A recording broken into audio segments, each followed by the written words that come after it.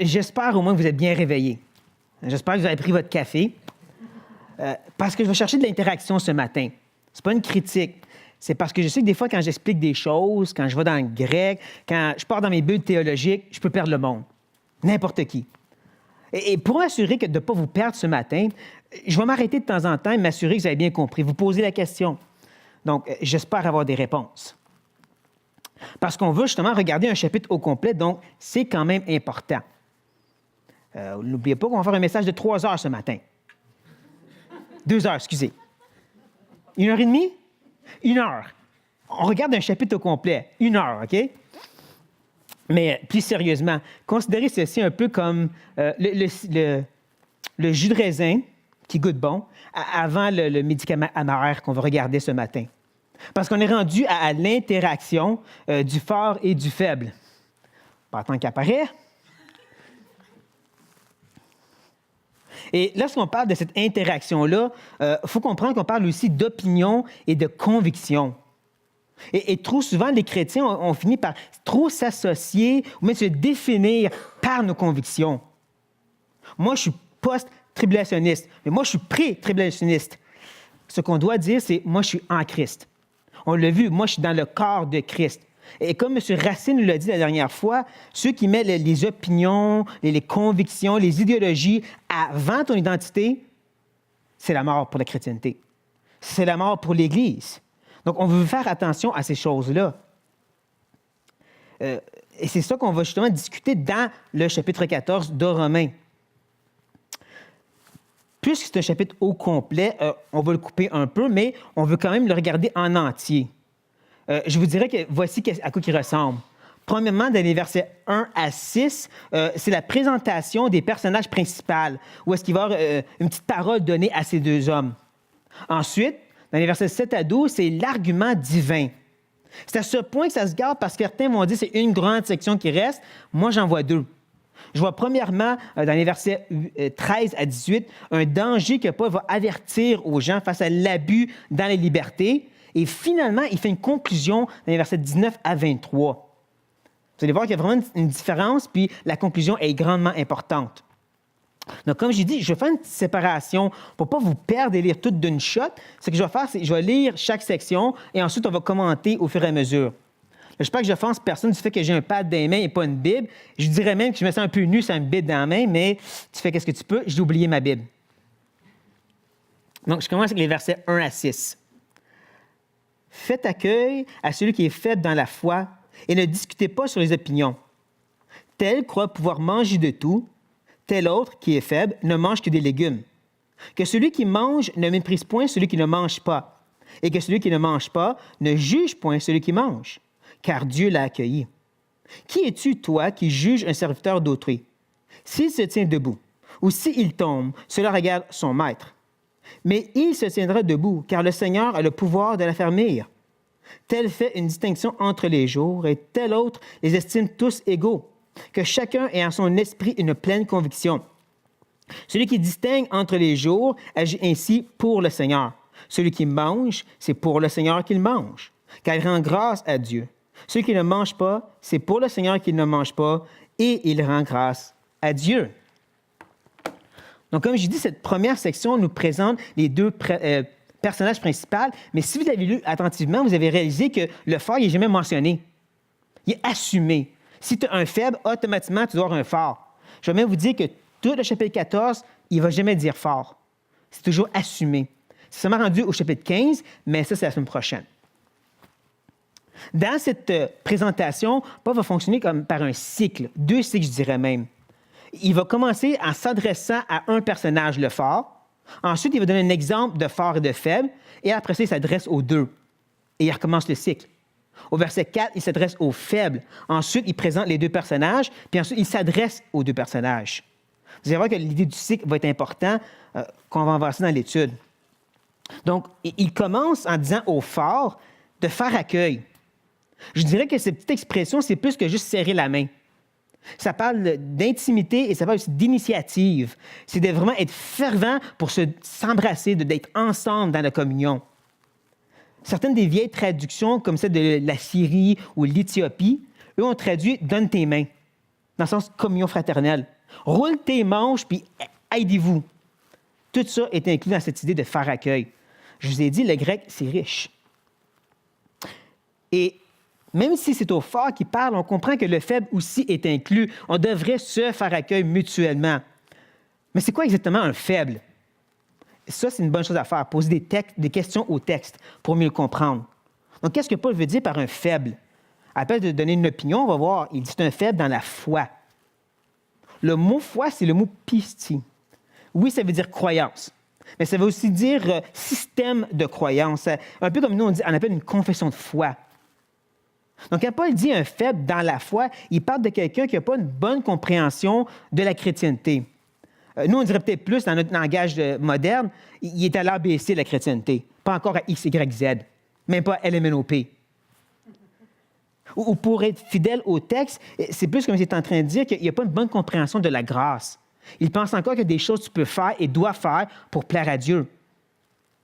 Réalisant que Paul s'adresse à une église qui est moitié païen, plus ou moins, et moitié juif, mais on sait que les Juifs avaient un bagage rempli de lois, des lois par lesquelles tu pouvais plaire à Dieu. OK, on comprend, on est sauvé par grâce, mais il faut faire des choses pour plaire à Dieu. Donc, il y a une certaine faiblesse. Je crois que vous comprenez. Là. Faible dans la foi, c'est un manque de compréhension. C'est clair? Oui? J'ai dit, participation. C'est important parce que rendu au verset 2, il va nous donner un exemple, il va parler de restrictions. Il ne faut pas s'imaginer qu'un faible, automatiquement, c'est quelqu'un qui se met des privations, ou je devrais dire, automatiquement, si tu te prives, tu es un faible. Parce que selon Hébreux 12, 1, il y a des fardeaux à enlever des fois pour mieux marcher pour Dieu. Donc, pas parce que tu enlèves ces fardeaux, que tu t'enlèves certaines choses de la vie, veut dire que tu es faible, tu peux être même très fort et décider, je ne veux pas ces choses-là parce que je veux mieux marcher pour Dieu. Donc, c'est pour ça que c'est important. Ayant compris ceci, Paul va continuer et dire qu'il ne faut pas discuter sur les opinions, qui pourrait porter à confusion. On pourrait porter à croire que Paul est en train de dire que c'est mal de parler en nous de conviction. Ce n'est pas exactement ça que Paul dit. Le mot « discuter », c'est plus discerner ou amener un jugement. Donc, dans la traduction du Sommeur, on peut lire « sans vous ériger en juge de ses opinions » et ensuite, dans la Nouvelle Bible seconde, « sans discrimination d'opinion ». Donc, l'avertissement que Paul donne ici, c'est qu'il ne faut pas avoir l'attitude hautaine qui dit « ça se peut-tu, il pense comme ça ». À la place de vouloir rouler tes manches pour aller travailler avec lui, tu roules tes manches, tu dis, moi, je vais régler son problème, je vais lui montrer, moi, comment ça marche, la grâce. Paul dit non. C'est pas ça qu'il faut que tu fasses. Et là, comme je dis, pour nous aider, il y a le verset 2 avec un exemple. Et l'exemple, c'est vraiment, je dirais, un extrême le plus total. Se rappelant que les Juifs avaient beaucoup de règles face à l'alimentation, mais ils pouvaient manger de la viande. C'est bizarre que lui, il n'en mange pas du tout. Il décide, pour être sûr de ne pas se faire avoir par le boucher, de dire « je vais juste manger des légumes ». Donc, c'est un cas vraiment extrême. Et Paul nous amène à l'école extrême parce que des fois, tu vas faire face à ces gens-là. C'est comme s'il dit, si tu peux bien travailler avec lui, c'est sûr que tu vas correct avec les autres qui ne sont pas aussi extrêmes. Et Paul lui-même, justement, dans un passage parallèle de 1 Corinthiens, chapitre 8, on peut lire justement « C'est pourquoi si un aliment scandalise mon frère, je ne mangerai jamais de viande afin de ne pas scandaliser mon frère. » Je pense que Paul est sincère ici.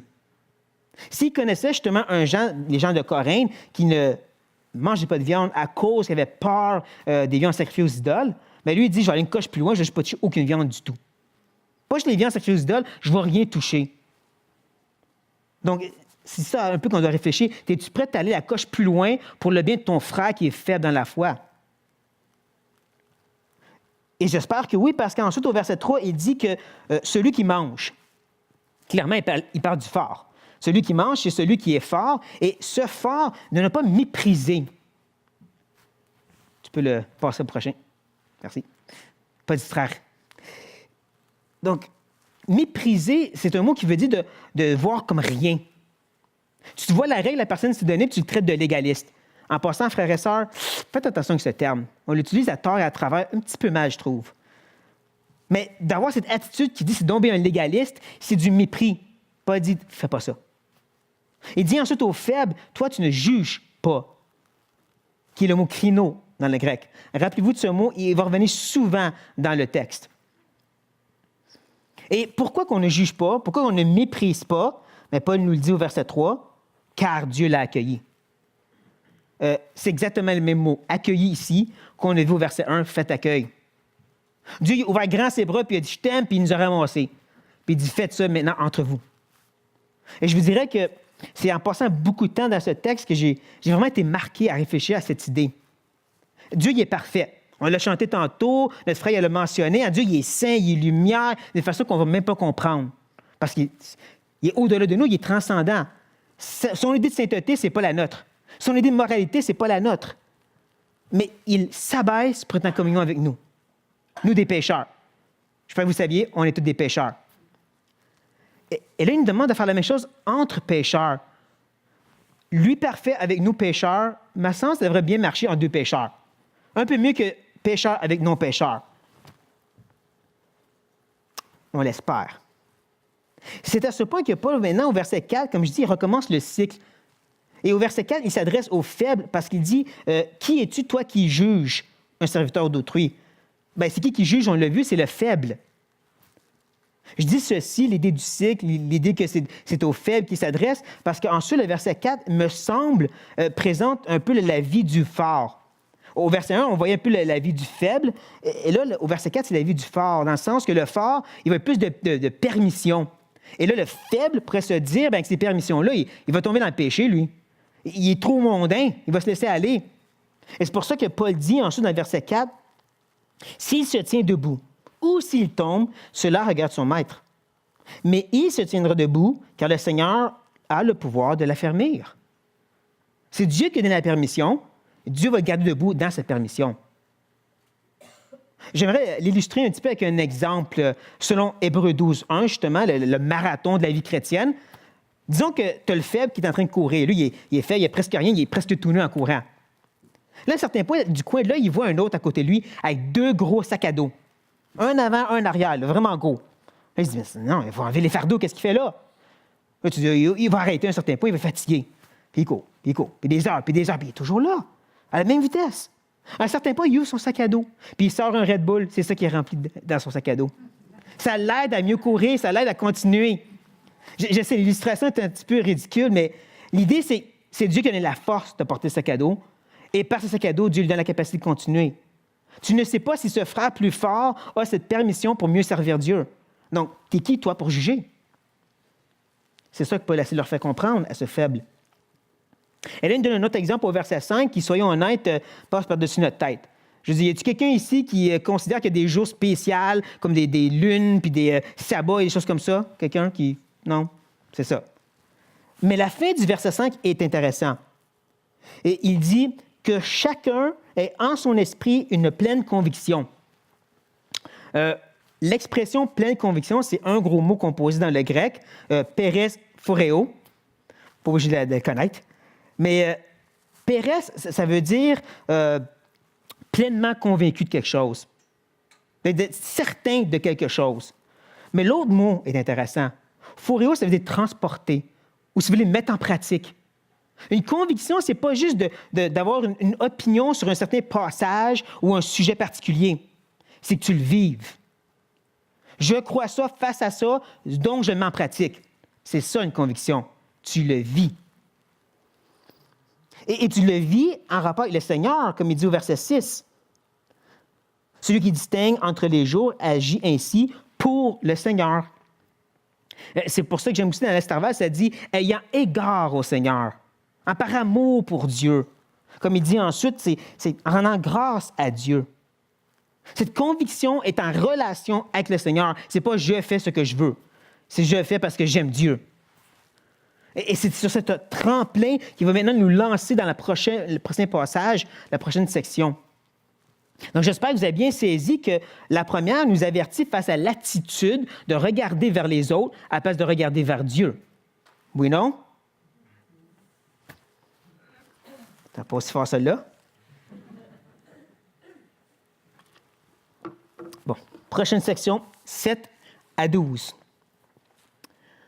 En effet, nul de nous ne vit pour lui-même et nul ne meurt pour lui-même.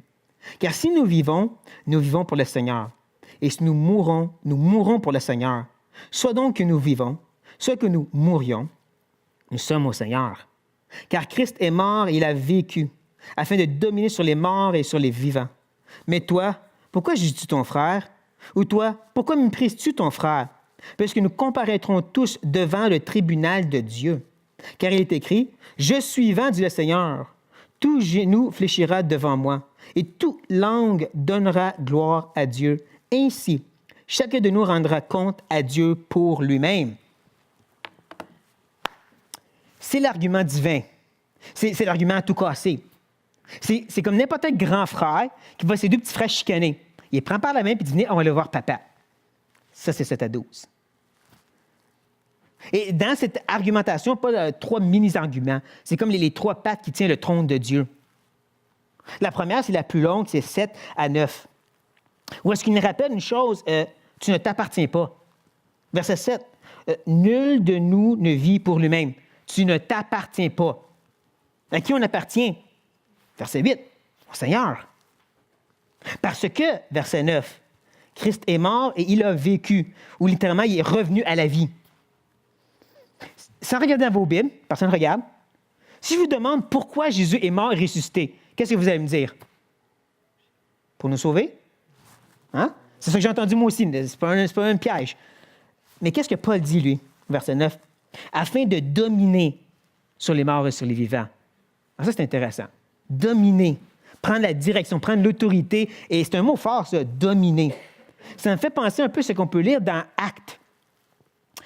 Lorsqu'ils prient ensemble, ils disent, lorsqu'ils l'eurent entendu, ils élevèrent la voix à Dieu, tous ensemble, et dirent, Seigneur, toi qui as fait le ciel, la terre, la mer et tout ce qui s'y trouve. Là, j'ai besoin d'un expert du grec. Qu'est-ce que Seigneur, c'est habituellement dans le grec? Quelqu'un? Kurios. Kurios. Mais pas ici. Ici, le mot qu'il utilise dans le grec, c'est despotos. Est-ce que vous connaissez un petit peu le mot français despote?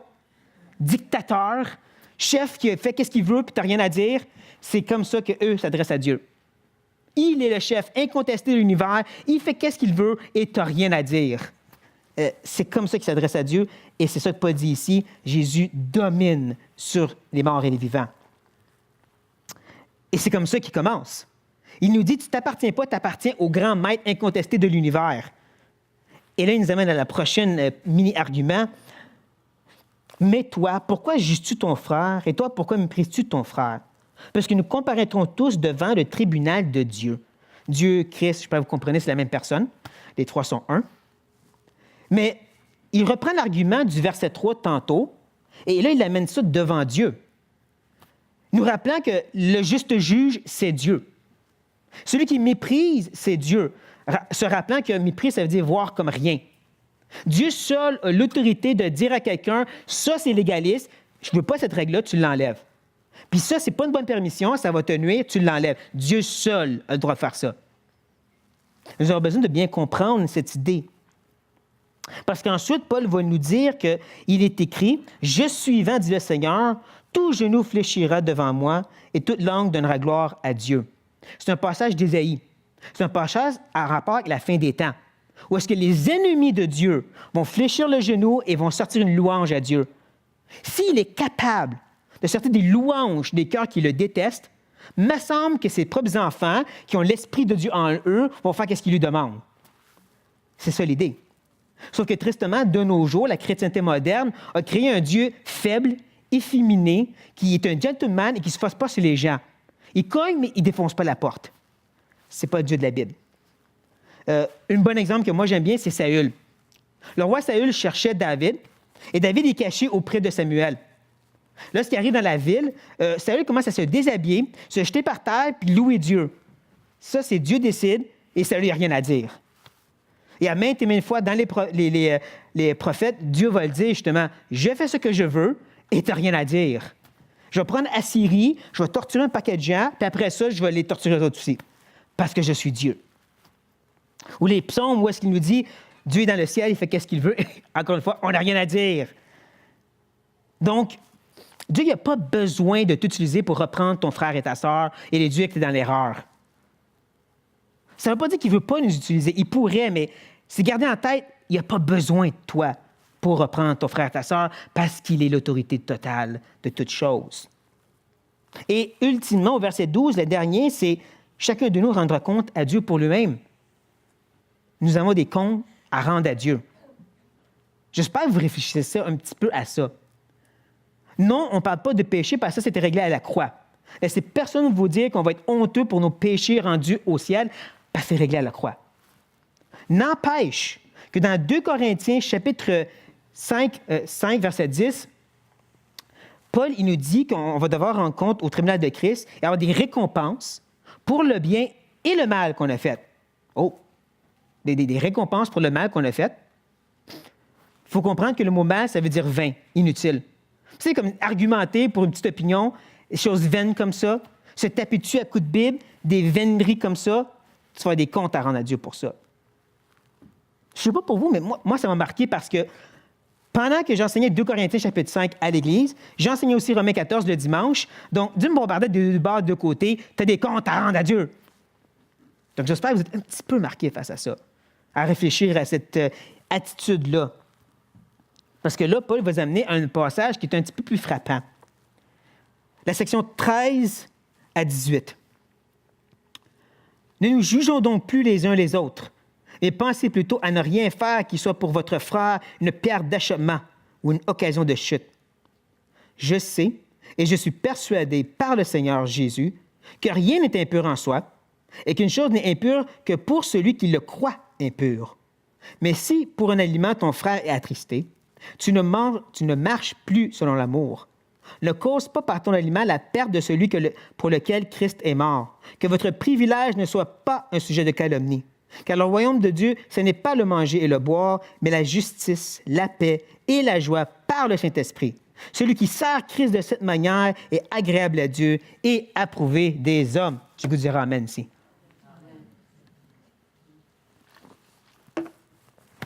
Comme j'ai dit, cette section, elle est frappante. Paul veut vraiment nous faire réfléchir. Le problème, c'est que depuis le début, il utilise des exemples qui ne nous marquent pas vraiment. Je l'ai dit tantôt avec les jours. Ou y a-t-il quelqu'un ici, sérieusement, là, y a-t-il quelqu'un qui est végétarien par cause de conviction biblique? Quelqu'un? Soyez honnête, c'est correct. Non, hein? Par-dessus notre tête. Ça ne nous affecte pas. Donc, le message ici qui devrait nous mordre, il n'y a pas dedans. C'est pourquoi j'aimerais utiliser des exemples plus modernes, comme la musique, le divertissement, l'alcool. Oh! Comprenez-moi ici, je ne cherche pas nécessairement à déranger pour le fun de déranger. Je n'ai pas une sorte de plaisir macabre de brasser la cage et de dire « Danse, petit chrétien! » Ah oui? Je pensais pas qu'elle serait aussi drôle, celle-là. Eh bien. Non, je suis désolé si je vous dérange, sans nécessairement être vraiment désolé. C'est un peu comme Paul dit aux Corinthiens, dans 2 Corinthiens, « Je regrette, mais je ne me repens pas de vous avoir offensé. » Parce que ce passage de Paul ici, il est fait pour déranger. Il est fait pour brosser une petite cage puis dire, pense vraiment à la façon que tu agis en tant que chrétien dans tes libertés. Il continue en passant au verset 13 en disant donc. Les mots comme ça nous ramènent à ce qui est venu avant. Nous ramènent à cet argument de Dieu. Vous vous rappelez, c'est Dieu, le despote, le juge qui décide tout. Donc, ne nous jugeons plus les uns les autres. Ah. Mais, pensez. Ici, c'est le mot crino. Quelqu'un se rappelle que ça veut dire mot crino? Juge. Paul, il dit, il ne faut pas juger, mais il faut juger. Bizarre. C'est parce que Paul sait à qui il s'adresse. Il s'adresse à des gens qui, même si on est régénéré, on juge, on analyse, on juge les uns les autres autour de nous. Et Paul dit, à la place, prenez cette attitude de jugement et jugez plutôt, pas me perdre, à ne rien faire qui soit pour votre frère une pierre d'achoppement. Le mot « faire », tétimi, tellement fun à dire que je l'ai appris par cœur, tétimi, ça veut dire d'installer ou d'établir quelque chose. C'est faire exprès. C'est pas un « oups », c'est vraiment que tu as planifié de mettre une pierre d'achoppement. Je vous donne une petite illustration un petit peu ridicule encore. Je vous avertis là. Disons que frère X transporte des grosses roches. Je ne sais pas pourquoi il les transporte, mais il les transporte. Et il en achète quelques-unes. Le frère derrière lui, il s'accroche dessus et se casse la cheville. Il n'a pas fait exprès, il les a échappées. Maintenant, changeons le scénario. Ce même frère décide de les installer directement dans le chemin, les recouvrir de feuilles pour que quelqu'un s'accroche et se casse les barboulettes. Ça, c'est faire exprès pour mettre une pierre d'achoppement. C'est de ça Paul parle. Là, nous, on va dire, ben non, les chrétiens, c'est pas aussi méchant. Oui, il y en a. Surtout quand on parle de conviction ou d'opinion. Surtout quand on parle d'avoir raison. Là, c'est tasse-toi de là, on va se battre. Paul dit non. Pas être une pierre d'achoppement. Il ne faut pas être une occasion de chute. Prenons un petit exemple plus concret. L'alcool. Parce que certains frères et sœurs aiment avoir une petite bouteille ou une petite bière pendant leur repas. Disons qu'il y a une nouvelle sœur qui arrive dans l'église. Et cette sœur, tu veux la connaître, donc tu l'invites chez toi. Puis bien sûr, tu as une petite bouteille pour ton repas. Tu lui offres un verre. Au début, elle est réticente. Après quelques temps, elle prend le verre. Tu apprends le lendemain qu'après le repas, elle est allée au bar parce que c'est une ex-alcoolique, elle a chuté. Là, bien sûr, tu te dis, ben, c'était un accident, tu ne savais pas. Contrairement à cette sœur, quand elle arrive dans l'église, elle dit à tout le monde, j'ai été délivrée de l'alcool. Dieu m'a secouru des bars et des parties, donc maintenant, je ne peux plus rien savoir d'alcool. Quand tu l'invites chez toi, sors même pas ta bouteille, parle-en pas, dis pas, je sais que toi, tu ne bois pas, mais si tu correct, je t'en prends un. Non, ça, c'est faire exprès pour être une pierre d'achoppement. Ça, c'est juste un exemple que j'ai trouvé. J'espère que le Seigneur vous en partage quelques-unes aussi. Mais pour pas qu'on croie que... Ah oui, je n'ai pas oublié une petite note ici. Il faut faire la différence entre être une pierre d'achoppement, faire tomber quelqu'un dans le péché, puis de tout simplement déranger quelqu'un, ou dans le sens de l'offenser. J'ai justement une belle illustration face à offenser. C'est une histoire vraie, ça a l'air. Un pasteur dans les années 70 avait une grosse barbe. Et je ne sais pas pourquoi, mais tu n'avais pas le droit des grosses barbes dans ce temps-là. Donc, après le message, une femme est venue le voir pour lui dire « Ta barbe est une pierre d'achoppement pour moi. » Il lui dit très gentiment « Ma chère madame, cette barbe est une pierre d'achoppement seulement si tu veux pousser une barbe. » C'est ridicule, mais c'est ça l'idée.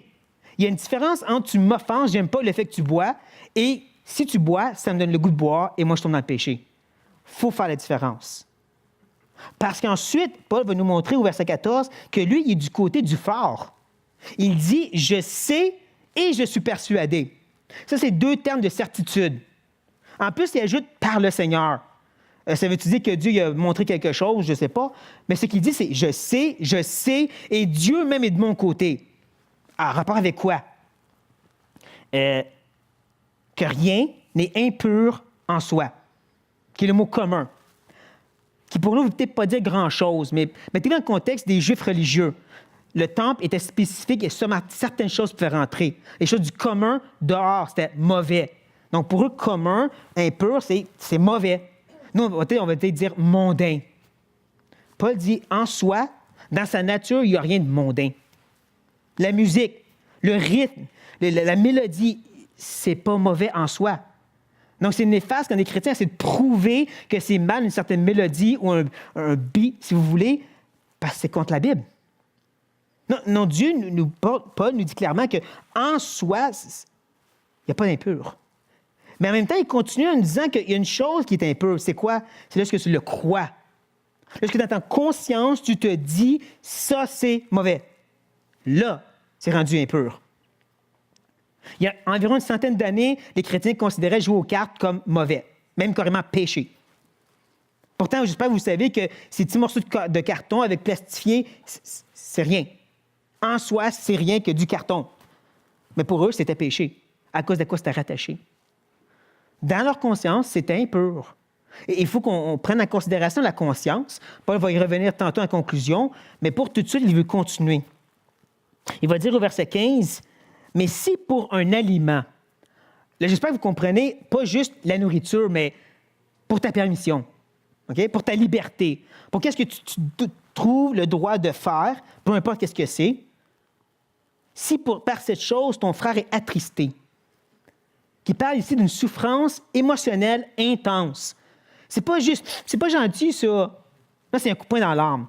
Si tu viens juste de nuire ma relation avec Dieu. On prend un autre exemple. Frère S. Frère S, il n'est pas capable de se divertir parce qu'il exagère toujours. Jeux vidéo, télévision. Donc, lui, il a dit X rouge sur tout ça. Il a décidé qu'il ne veut plus jamais. Et même, il commence à dire aux gens, c'est mauvais, c'est péché, ça t'éloigne de Dieu. Et là, toi, tu vas le voir et tu dis, frère, écoute, c'est légaliste, comment tu penses, là. La télé, c'est pas péché. Tu devrais, de temps en temps, il y a une émission, c'est correct. Les nouvelles, c'est pas si pire. Tu donnes un coup de poing dans l'âme. Tu viens nuire à sa relation avec Dieu. Et qu'est-ce qu'il n'a pas dit face à ça? Tu ne marches plus selon l'amour. Ça, c'est fort. Tu ne marches plus selon l'amour. Prends 1 Corinthiens 13 au complet, là, fais un gros X rouge, tu n'accomplis rien. Oui, mais je fais verset 6. Non. Paul dit, tu ne fais rien de ça. Si tu blesses ton frère dans son âme face à ta permission, tu n'accomplis rien de l'amour. Et il n'a pas fini parce qu'il dit, ne cause pas par cette permission la perte. Apollymie. Dans le livre de l'Apocalypse, on rencontre Apollyon, l'exterminateur.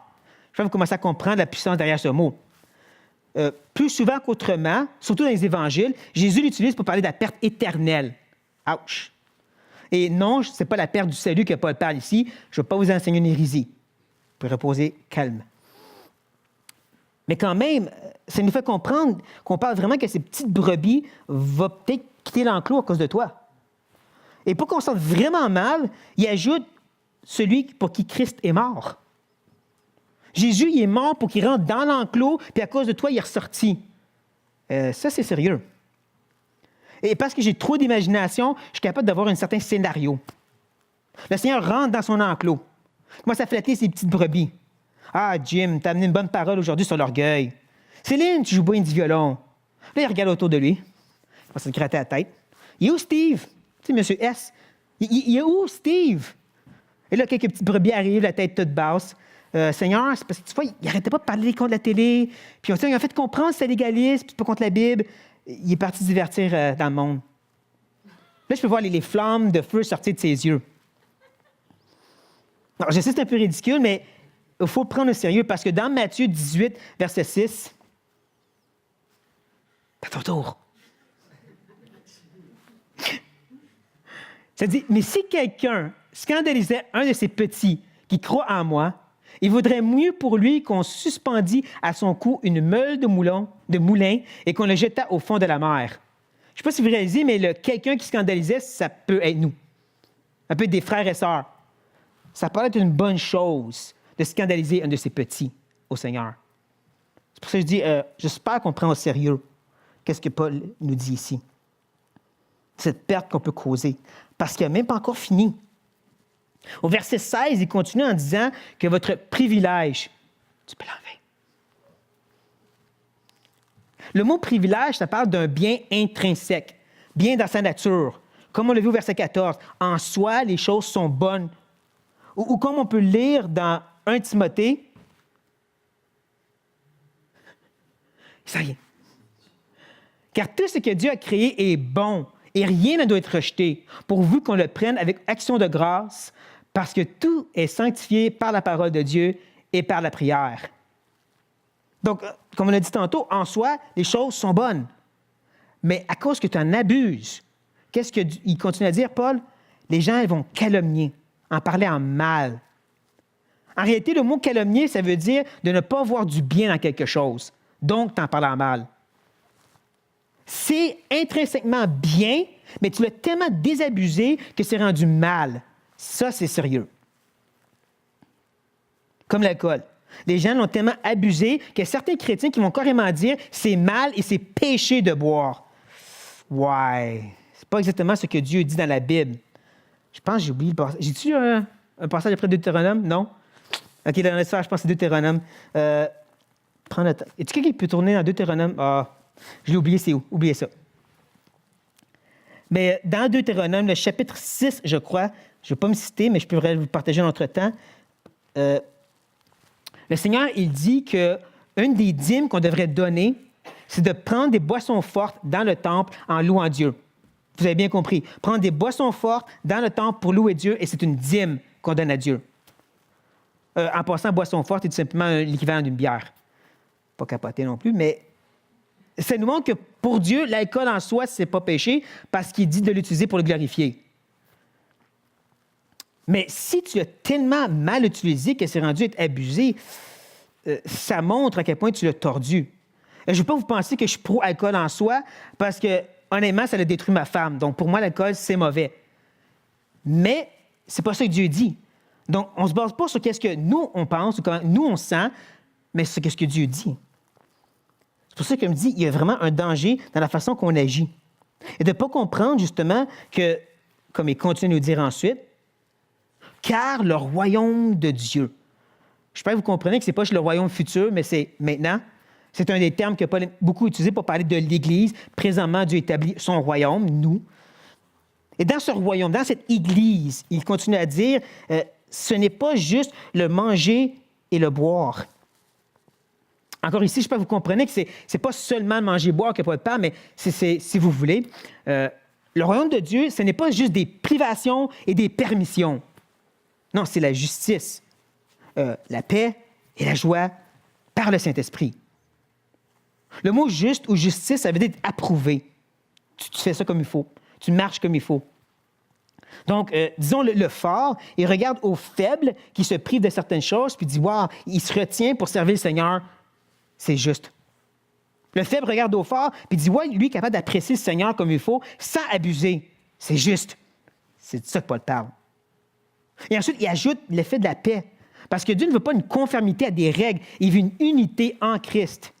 Il veut qu'on travaille ensemble à accomplir ceci. C'est ça qu'on voit à travers le passage depuis tantôt.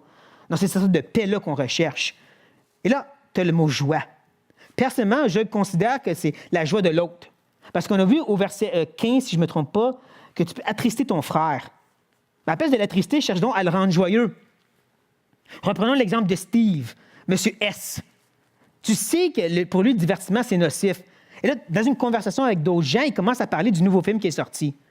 Par amour, tu changes la conversation. Tu sors une couple de versets que tu as lus cette semaine parce que tu sais que ça va lui faire plaisir. Tu fais ça pour lui. C'est ça que Paul parle ici. Et tout ça, c'est par l'Esprit. Et je ne sais pas si vous réalisez ça, mais en concluant cette section, Paul présente la Trinité. Royaume de Dieu, l'œuvre de l'Esprit, et ensuite, il dit quoi au verset... verset 18? Celui qui sert à Christ. La Trinité. Il nous montre la Trinité comme il a fait tantôt dans 7 à 12. Il dit, regarde là, c'est ça qui est important, l'unité de la Trinité. Y a-t-il des chicanes entre eux? Non. Est-ce que vous pensez que dans le ciel, Jésus est en train de dire au Père, moi, je revenais avant les tribulations. Non, tu reviens après. Non, c'est ridicule. Mais on fait exactement ça. On fait exactement ça. Mais si à la place, on recherche cette paix et de la joie de l'autre, comme il dit, là, on sert Christ de cette manière à être agréable à Dieu. Ça, c'est fort. Et là, Paul est prêt à conclure. Donc, lisons maintenant les versets 19 à 23.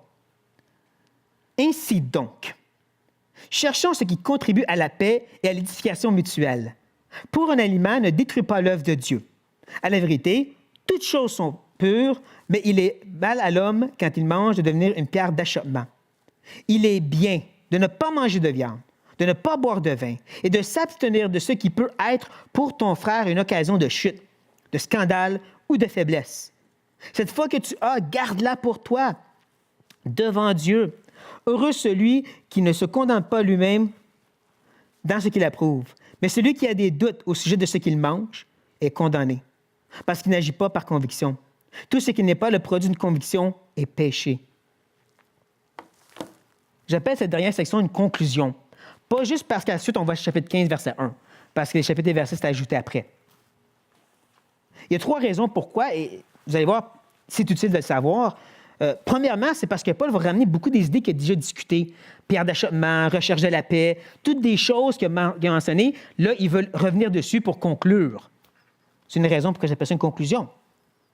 Ensuite, vous allez voir, je vais essayer de vous les montrer, mais Paul fait beaucoup de jeux de mots, beaucoup de connexions entre les versets. Il met le paquet. Et n'importe quel enseignant d'herméneutique ou de rhétorique va vous dire, à la conclusion, tu mets le paquet. Parce que c'est surtout ça que les gens se rappellent. Mais surtout, c'est parce que Paul utilise 2 mots de liaison au verset 19. Ainsi, donc. 2 mots qui ont cette idée, selon ce que je viens d'enseigner, là, ainsi, il faut faire ça. Selon ce que je viens de dire, donc, mettez ça en pratique. Ainsi donc, voici ma conclusion. Ça veut dire, ça c'est important. Il dit ainsi donc, recherchons. Littéralement, persécuter. Ouais, persécuter, ça ne veut pas nécessairement dire torturer des chrétiens. Ça veut dire de pourchasser avec véhémence. Cherche comme il faut. Tasse tout dans ton chemin qui contribue à la paix. On l'a déjà vu tantôt. Cette idée de justement avoir vraiment un corps uni. Et ensuite, il ajoute l'édification mutuelle. Je vais revenir à édification dans une seconde. Je veux premièrement me concentrer sur mutuelle. Parce que dans le grec, c'est deux mots qu'on traduit par un mot. Il y a le mot mutuel en soi. Il y a le mot qui veut dire les uns les autres. C'est ça que mutuel veut dire.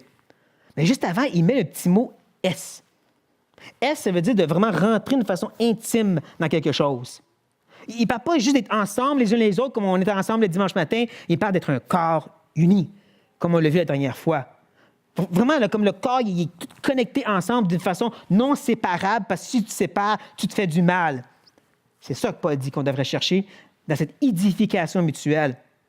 Et le mot édification, c'est un mot de construction qui veut dire de mettre un mur, élever un mur, qui est un antonyme parfait du mot détruire au verset 20. Détruire, ça veut dire jette le mur par terre. Donc, élève le mur, jette-les pas par terre. Ne détruis pas l'œuvre de Dieu. C'est l'œuvre de Dieu de bâtir un temple de pierre vivante. Jette pas ça par terre.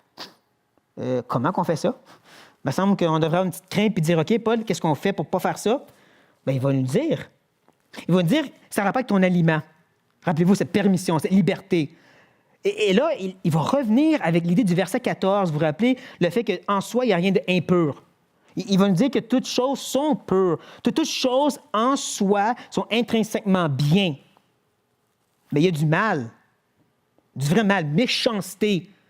Lorsque par la façon que tu utilises ta liberté, tu viens à être une pierre d'achoppement. C'est là que le mal se trouve. Et du mal, Paul va nous donner un autre antonyme au verset 21 en parlant du bien, beauté, quelque chose de louable. Paul veut nous montrer que tu peux faire entre le mal ou du bien louable. C'est quoi ce bien louable? Bien, c'est de s'abstenir. Pas de manger, pas de boire. On comprend qu'encore une fois, ce n'est pas juste ces choses-là, parce que quand il dit abstenir, ce n'est pas inclus dans le texte, mais l'idée, c'est s'abstenir de n'importe quoi. C'est comme sous-entendu, quand tu dis « abstiens-toi », 3 petits points, c'est de n'importe quoi. Mais il en met 3 parce qu'il veut faire un contraste avec les 3 autres choses. Où est-ce qu'il parle d'occasion de chute, faiblesse et scandale. Il utilise un triple contraste à un autre triple pour que ça nous fasse réfléchir. Tu peux entrefaire ce 3 mal-là ou tu peux faire ce 3 bien-là. C'est à toi de réfléchir. Quand on a vu la Trinité, là, on voit que tu es entre le triple mal ou le triple bien. Pense-y comme il faut. Et pour être sûr qu'on ne pense pas que Paul s'adresse juste au fort et ses permissions et ses restrictions, on a le verset 22 et 23. Il dit « cette fois ». Encore une fois, le mot « pisti ». Encore une fois, cette idée de croyance, système de croyance qu'on a. Même qu'au verset 23, les gens l'ont traduit par « conviction ». Même mot. Conviction, c'est le même mot qu'au verset 22 fois. Parce que les traducteurs comprenaient que Paul, ici, il parle de conviction. Il dit, c'était pas le mot, mais c'est compris, c'est qu'est-ce que tu crois? Comment tu vois les choses? Comment tu comprends certains sujets bibliques? Et cette fois-là, là, il dit que tu l'as, là, garde-la. C'est de la répétition qu'il fait ici, Paul. Il utilise 2 fois le même verbe un à côté de l'autre, dans le grec. C'est un verbe qui veut dire avoir, bien sûr, aussi tenir et de posséder. En d'autres mots, tu tiens une conviction, garde-la proche de toi, justement. C'est pour toi. Tu possèdes, c'est ta possession. C'est pas pour les autres. C'est toi devant Dieu. Ça, je dirais, là, c'est un énoncé à souligner, surligner, n'importe quoi, parce que c'est ici que Paul base tout. C'est ta conviction en toi et Dieu. C'est pas pour les autres. Conviction, c'est tu le vis, pas tu l'imposes. C'est ça que Paul dit. Et là, pour être un peu plus gentil, il va faire une petite béatitude.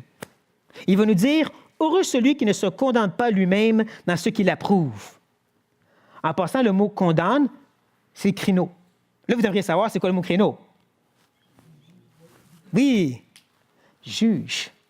Donc, ça nous dit dans la Nouvelle Bible seconde, « Heureux celui qui ne se juge pas lui-même en exerçant son discernement. » L'idée semble être que tu n'es pas en train de te remettre en question face à tes convictions. Toujours en train de te questionner si tu es correct, si tu n'es pas correct. Et c'est ça qui nous amène au verset 23, qui fait un contraste. Mais, tu es heureux d'un bord, mais il y a une situation où tu vas être malheureux, qui est beaucoup plus frappant qu'on peut s'imaginer, parce que hier, je lisais les béatitudes. Et je me suis rendu compte que le Seigneur dit toujours « Heureux celui, car ». Toujours. Pour les 9 des 10, il dit « car ». Si tu souffres comme ça, tu vas être heureux car tu vas avoir quelque chose. Paul lui dit « mais ». Ça, pour ses lecteurs, comme là, maintenant, j'espère pour vous, vous dites « Attends, mais ?» Non, Paul, c'est posé des car. Il pas dit « Non, c'est mais ». Mais celui qui a des doutes, diacrino. Dia, ça veut dire d'un bord à de l'autre. Tu es toujours en train de vaciller dans tes jugements. J'ai le droit? Non, attends, j'ai pas le droit. Non, les gens disent c'est correct, j'ai le droit. Ouais, mais non, je crois pas que j'ai le droit. Diacrino. Tu te promènes d'un bord et de l'autre, tu n'es pas certain. Et ça va t'amener à un catacrino. Je l'explique. Kata, c'est le point final. Donc, c'est un jugement final, une condamnation. Je vous ai donné ces 3 mots-là pour que vous voyez la belle lignée de jumeaux que Paul fait. Tu vas être heureux si tu n'es pas en train de te crino, parce que si tu commences à faire des diacrinos, tu vas être catacrino. Ça, c'est la beauté du grec. Je vous l'ai dit, vous allez aimer le grec quand je vais finir avec vous autres. Mais de cette beauté, on pourrait se dire, pourquoi? Pourquoi est-ce que si je commence à me questionner sur quoi que ce soit, ça peut être ma condamnation? Et je suis content de vous me poser la question. Parce que Paul répond. Il nous dit, parce qu'il n'agit pas par conviction. Tout ce qui n'est pas le produit d'une conviction est péché.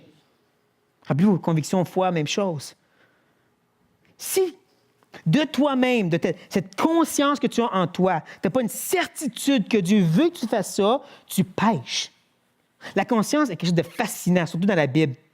Parce que d'un côté, même si tu approuves de quelque chose dans ta conscience, ça ne veut pas dire que tu as le droit. Mais de l'autre côté, dès que tu désapprouves, dès que tu dis « je pense pas que j'ai le droit », tu pêches automatiquement. Même si tu n'as pas de verset qui dit que tu n'as pas le droit, si tu as conscience que tu n'as pas le droit, tu pêches.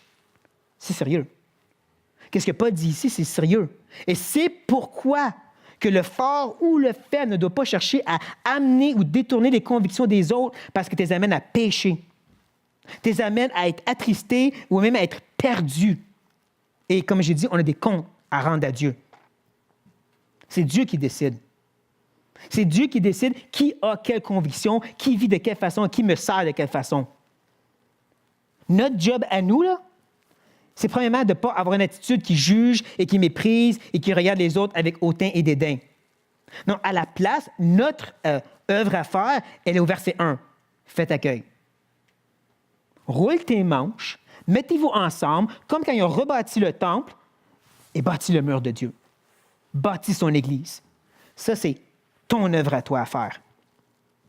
Cherche la paix dans l'unité, la paix dans l'amour du Seigneur. Cherche la joie de l'autre. Sois pas la tête dure qui a toujours raison puis qui défonce le mur de Dieu, qui détruit son œuvre à la place. Sois le cœur qui recherche le bien et la joie de l'autre, qui, en passant, ça va être ce qu'on va voir la prochaine fois, justement, cette idée de chercher le bien de l'autre et de s'entraider. Mais ça, c'est la semaine prochaine. Pour maintenant, on va prier. Père, je suis, comme toujours, émerveillé par la beauté de ta parole, par la plume de Paul, par l'inspiration du Saint-Esprit. Ce que tu dis est tellement à propos, tellement frappant, tellement vrai.